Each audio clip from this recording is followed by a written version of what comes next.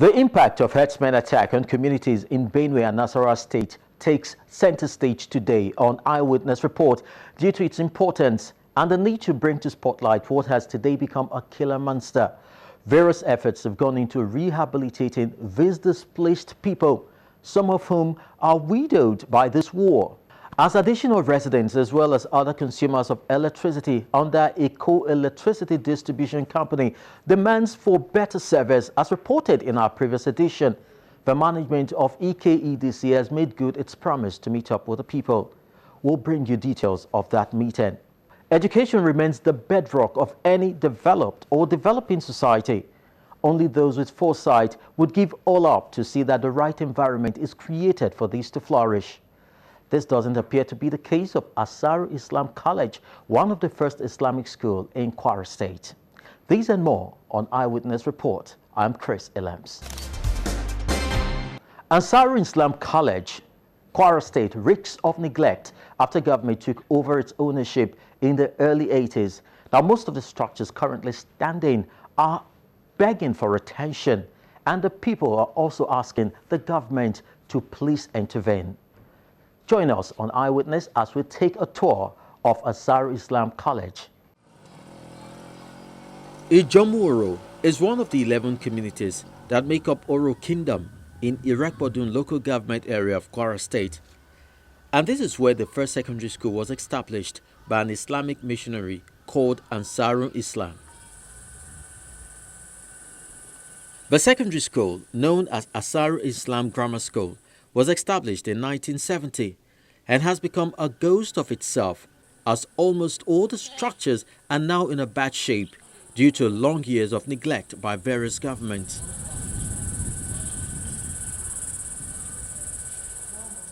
The school, which once boasts of a functional library, laboratories, lecture halls, classes and hostels, has only relics of these to show for today, as explained by the chairman of the Parent Teachers Association.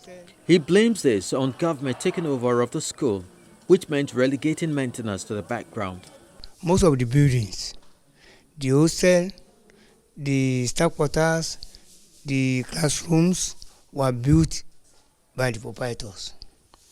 But let's say around 1980, 83 to this time, things came to worse. And all left by the proprietors was because the government has taken over everything. So the proprietors have to rest. But they didn't know.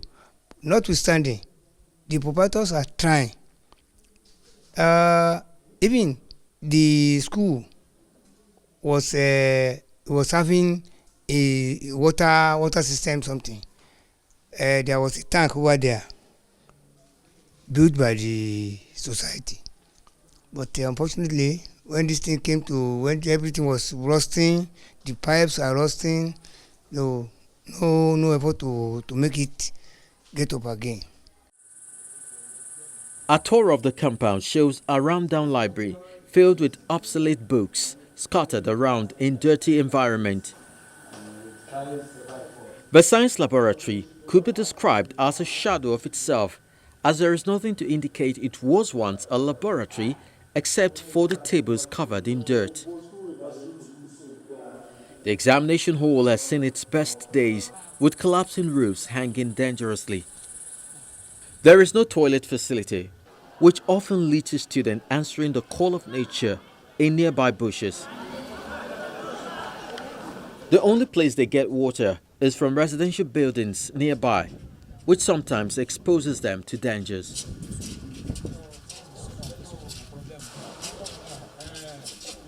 The school lacks teachers in basic subjects such as mathematics and English language. This accounts for the high rates of failure.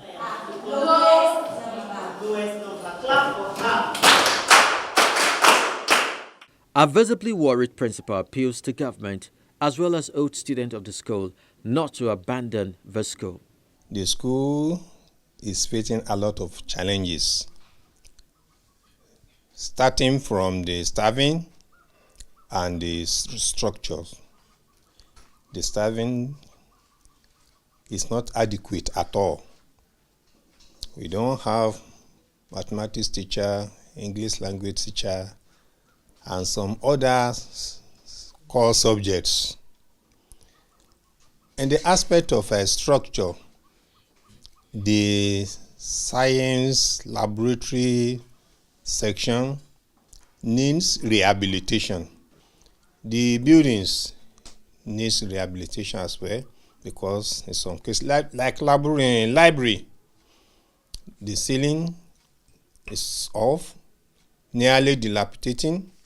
Then the materials, textbooks, the available ones are obsolete. We want the government to help us. An old student who was a former commissioner for education in the state, Rahim Adedoyin, believes the decay in the school is a reflection of the educational policy in the country. The situation in Ansarul Islam Grammar School, Ijomu, reflects the state of the education in the country generally, especially community-based, school system.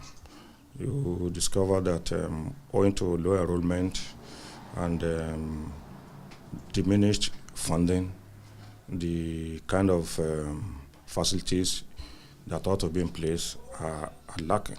The old students are already putting heads together to find a way of rescuing the school.